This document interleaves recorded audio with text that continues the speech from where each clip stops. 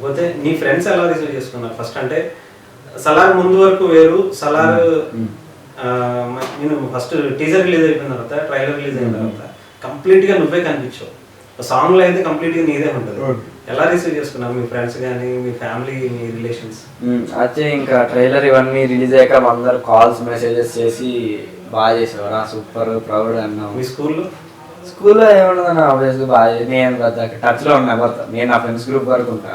Okay. So ఎక్కడ ఏ school? Shri Chaitanya Kakatiya.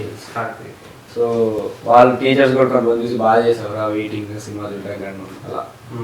First లో చెప్పా మన ఇంటర్వ్యూలో అన్నట్టు, ఫస్ట్ చెప్పాను కానీ ఎవరు నమ్మలేదు ఫస్ట్. తర్వాత బయటకు వచ్చిందని చూసారా? బయటకు వచ్చాక చూస్తున్నా, తర్వాత నుంచి నేను వెళ్ళడం కొంచెం నెక్కిచ్చే. సో ఎలా ఉంది ఇప్పుడు హావా తెలియదు. అవును, ఇప్పుడు 10th క్లాస్ అంటున్నాం, మరి ఎగ్జామ్స్ ఆల్మోస్ట్ రేపు మార్చిలో, అంటే 3 months ఫిబ్రవరిలో. మరి ఎలా చదువుకుంటున్నావు ఇప్పుడు? ఫ్రీ అవగానే ఇంకా దాని మీద పడాలి. ఓకే. మరి ఇప్పుడు షెడ్యూల్స్ ఉన్నాయి మళ్ళీ నెక్స్ట్ వీక్? అవునవును ఉన్నాయి, ఇంకా గ్యాప్ లో చదువుకోవడం కానీ. లేదు, మరి స్కూల్ పర్మిషన్ ఇస్తుందా? ఇచ్చారు. ఏమంటున్నారు మీ టీచర్స్, ఏమంటున్నారు?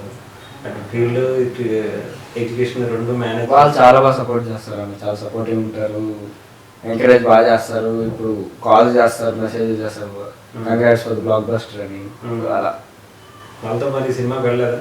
లేదన్న, అసలు ఫ్యామిలీతో టికెట్ దొరకడానికి ఫస్ట్ కష్టం అయిపోయింది. నేను నిన్న వెళ్ళాను యాక్చువల్గా, అంటే అప్పటి నుంచి దొరకట్లేదు, ట్రై చేసి నిన్న వెళ్ళాను. ఇంకా ఎలా ఉంది ఎక్స్పీరియన్స్? ముందు ప్రభాస్ గారిని కలిసావు మరి? లేదన్న, ప్రభాస్ గారిని కలదు, ఛాన్స్ రాలేదు దాకా. చూడలేదు అసలు. అంటే ఆ టైంలో షూటింగ్ స్పాట్లో వెళ్తే ఆ టైంలో కలిసే అవకాశం ఉండొచ్చు కదా? లేదన్న, అంటే వాళ్ళ షూట్ ఎప్పుడో అయిపోయింది, మాది ఇంకా లాస్ట్ షెడ్యూల్లో. ఓకే, మీదే లాస్ట్ షెడ్యూల్. ఓకే, వాళ్ళది ఫస్ట్ అయిపోయింది. ఓకే.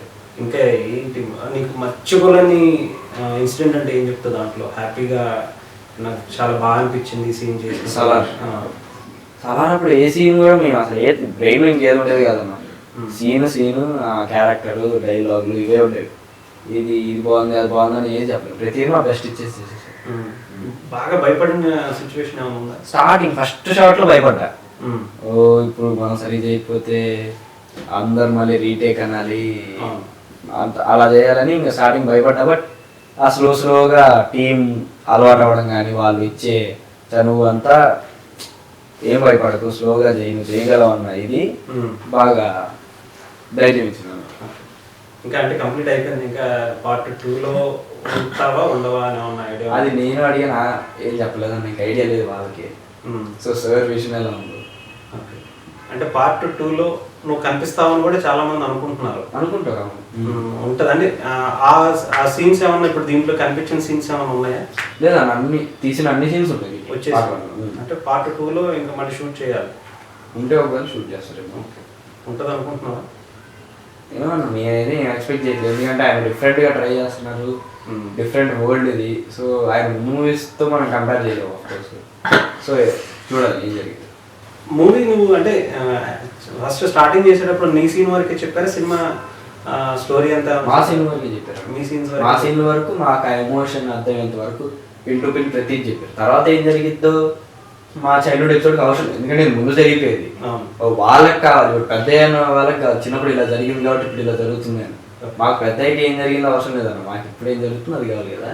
సో మా పాస్ట్ కానీ ఎందుకు ఇలా చేస్తున్నాం అన్నట్టు చెప్పేసారు, కానీ ముందు స్టోరీ చెప్పాలి.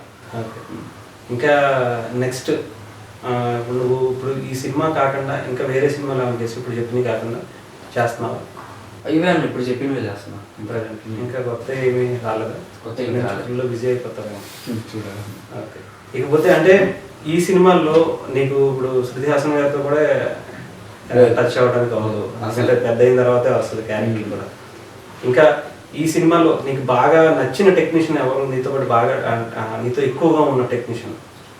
అందరూ ఒక ఫ్యామిలీలో మారిపోయాం. అసలు ఇప్పుడైతే చాలా మిస్ అవుతున్నాం వాళ్ళని. ప్రతి ఒక్కరితో ఒక్కొక్కటి నేర్చుకోవచ్చు, ఒక్కొక్కటి మాట్లాడేవాళ్ళం, ఒక్క టాపిక్. ఒక్కరు ఈ ఒక్కరు నచ్చారు అన్నట్టు ఎవరిని చెప్పలేమమ్మా. ఒక్కరి నుంచి ఒకరు నేర్చుకోవచ్చు, ప్రతి ఒక్కరు క్లోజ్ అయ్యారు. ఎవరు కూడా పెద్ద సినిమాలో ఇది చేస్తున్నాం అది చేస్తున్నాం అని ఎవరు ఉంటారు. ప్రతి ఒక్కరు సెట్లోకి వెళ్ళామంటే సినిమా బాగా రావాలి, సినిమా అన్నట్టు ఉంటారు, కానీ పెద్ద సినిమా అదేం చూడరు. కేజీఎఫ్లో నువ్వు కేజీఎఫ్ని చూసింటావు, 2 parts, ఒక భారీ ఒక బ్లాక్ బస్టర్ హిట్స్ వచ్చినాయి. అలాంటిది ఆయనతో డైరెక్షన్లో లేకపోతే అలాంటి ప్రాజెక్ట్లో నువ్వు మళ్ళీ ఐ మీన్ అలాంటి డైరెక్షన్లో కావచ్చు ఆ టీంతో వర్క్ చేసినప్పుడు భయం అనిపించలేదు? అదే అన్న స్టార్టింగ్ రిహార్సల్స్ అప్పుడు కానీ ఆడిషన్ అప్పుడు ఫస్ట్ షాట్ వరకు ఫుల్ భయం అనమాట.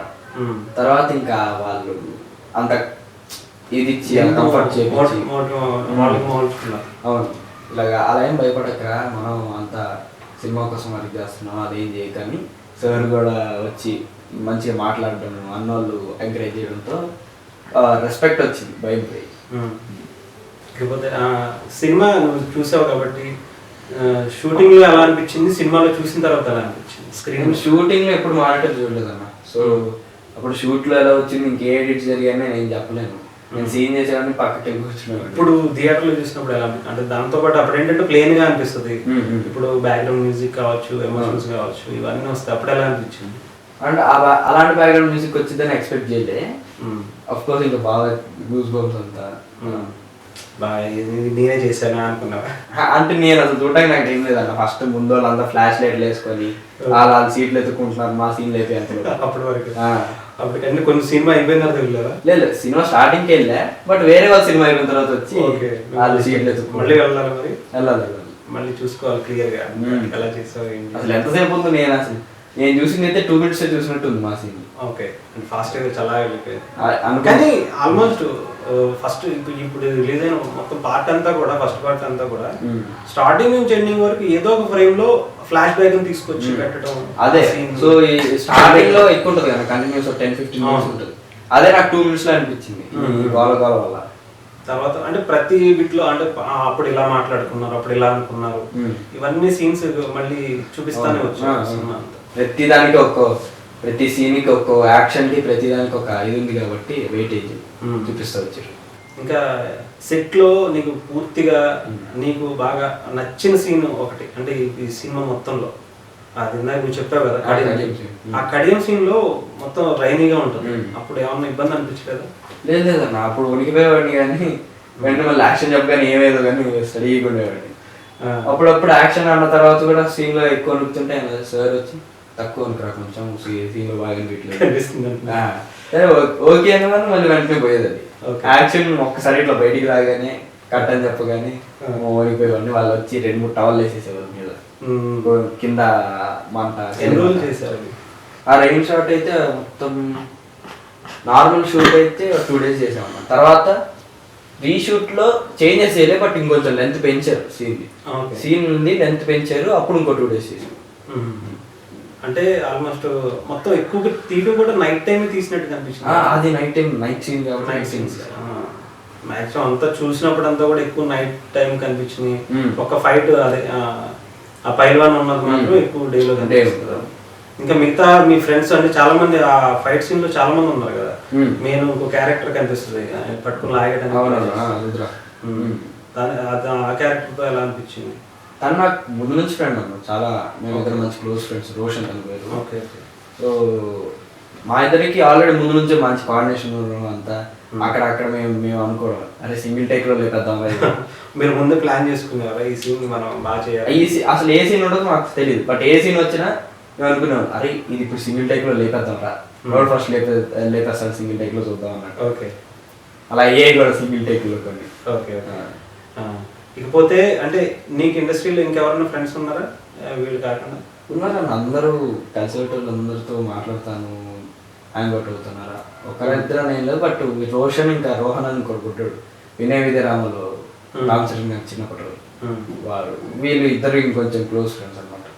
ఓకే ఇకపోతే నీకు హీరోలు అప్పుడు నువ్వు అన్ని ఇంటర్వ్యూలో చెప్పావు ఇప్పటి వరకు అయితే నాకు అందరూ ఇష్టం చాలా మెచ్యూర్డ్ గా ఎక్కడ ఎవరిని ఇబ్బంది పెట్టగానే చెప్పారు. ఇబ్బంది కాదన్న, ఇంకా ఆబ్వియస్ ఇండస్ట్రీకి వచ్చాక చూస్తాం ఒక్కరిలో ఒక క్వాలిటీ నచ్చడం స్టార్ట్ అయింది.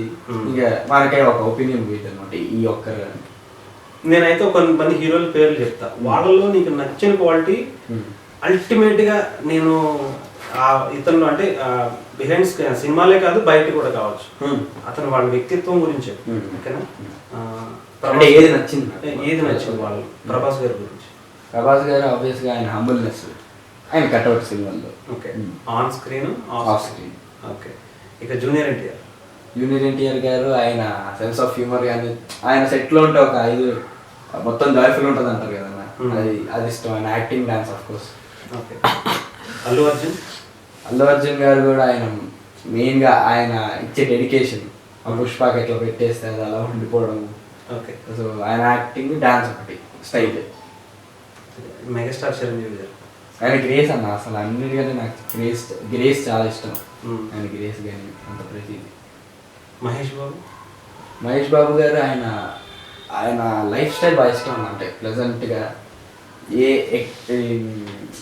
అంటే ఏది ఎక్కువ ఉండదు, ఆయన ఏది తక్కువ ఉండదు. మంచి సినిమాలు తీస్తూ ప్లెజెంట్గా ప్రొఫెషనల్గా వెళ్ళిపోతాను. ఎవరి గురించి వివాదాల జోలికి వెళ్ళరు, ఆయన హ్యాపీగా ఆయన లైఫ్ గడుపుతాం. కాకపోతే పవన్ కళ్యాణ్ గారు ఆయన fan base main. Fan base కానీ ఆయన స్వాగ్ బాగా ఇష్టం. ఆ స్వాగ్ ప్రతి పనిలో ఒక స్వాగ్, ఆయన మార్క్ ఉంటుంది. సినిమాల్లో పవన్ కళ్యాణ్ గారు ఇష్టమా, లేదంటే రాజకీయంగా బయటకు వచ్చారు, లేకపోతే బయట ఆయన మాట్లాడే విధానం ఇష్టమా? అదేమో నాకు ఇటు సైడ్ అయితే టచ్ లేదు. నేను సినిమా ఉండి కాబట్టి సినిమాలో టచ్. సినిమా ఆబ్వియస్గా సినిమాల్లోనే ఇష్టం. అలాంటప్పుడు ఆయన బాగా నచ్చిన సినిమా ఏంటి పవన్ కళ్యాణ్ గారు మీకు? నాకా ఇప్పుడు నేను పాత సినిమాలు ఎక్కువ చూడలేదన్న, అందుకే ఆలోచించాను. ఈ మధ్యన సినిమా రిలీజ్ అయింది కదా మన బ్రో కానీ, వకీల్ సాబ్ కానీ. వకీల్ సాబ్ కూడా బాగుంటుంది. నేను పాత సినిమాలు చూడలేదు, అందులోనూ సార్ అప్పుడే ఎక్కువ సినిమాలు తీసేది. ఖుషి చూసా, ఖుషి ఇష్టం. తర్వాత అది ఇంకా మెగాస్టార్ చిరంజీవి గారి సినిమాలు ఏం చూసావు? ఆయన కూడా అప్పుడే స్టార్ట్ చేశారు. నేను అదే ఆ కాలం సినిమాలే మిస్ చేశాను. లాస్ట్ రామ్ చరణ్